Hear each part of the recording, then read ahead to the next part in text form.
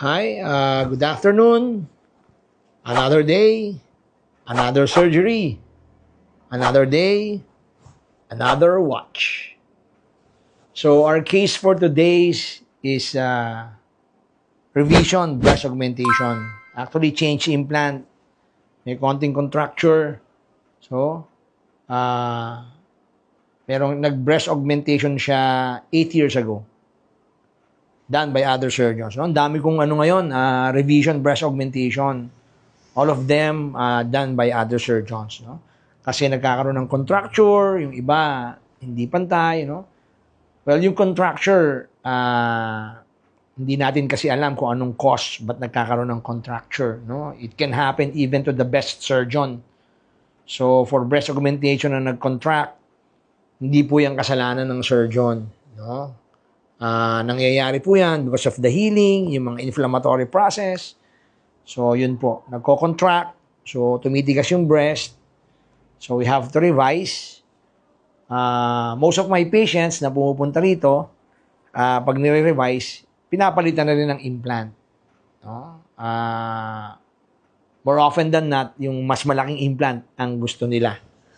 So, in this case, from 400cc, gagawin po nating 550cc.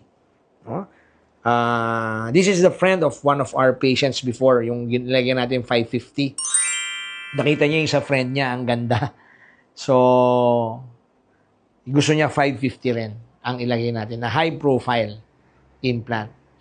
So, that will be our case for today. No?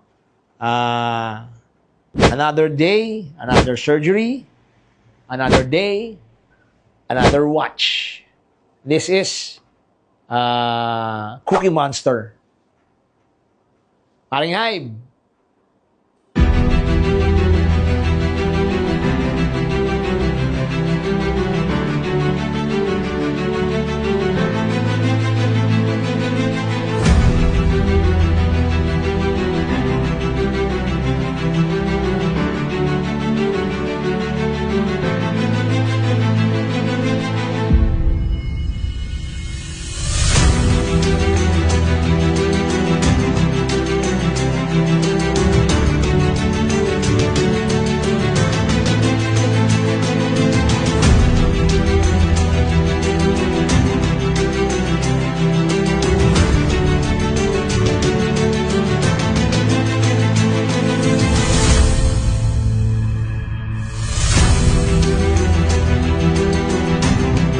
Hi, we're done with the revision breast augmentation. So, we changed the implant. I changed the implant from 400cc to 550. No? So, originally, dapat smaller implant ang gusto niya. Pero, nakita niya yung friend niya na ginawa ko rin, na 550. So, she decided to make it 550cc. So, ito po yun. The pocket is very nice. No? Nilakihan natin yung pocket. Kasi syempre, mas malaki yung implant. Should have a bigger pocket. A wider pocket. I also did revision of the scars, no? Nung previous surgery niya, done by another surgeon. Kasi medyo malapad, medyo malaki yung scar. So, I did the revision. In-explain ko naman sa kanya yon before na medyo ma-apektuhan yung kanyang tattoo. So, pabaguhin niya na lang daw ulit yung kanyang tattoo. So, that's it.